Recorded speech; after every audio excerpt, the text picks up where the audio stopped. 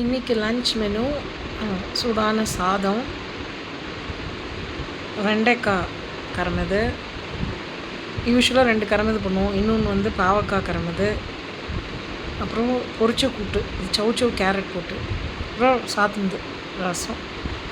ரசத்துக்கு யூஸ்வலாக கூட்டு இஸ் அ குட் காம்பினேஷன். அதனால் இன்றைக்கி கொஞ்சம் சௌச்சௌவும் கேரட்டும் போட்டு ஒரு பொரிச்ச கூட்டு பண்ணியிருக்கோம்.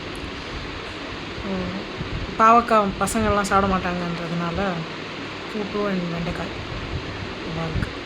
ஸோ இதுதான் இன்றைக்கி லன்ச் மெனு.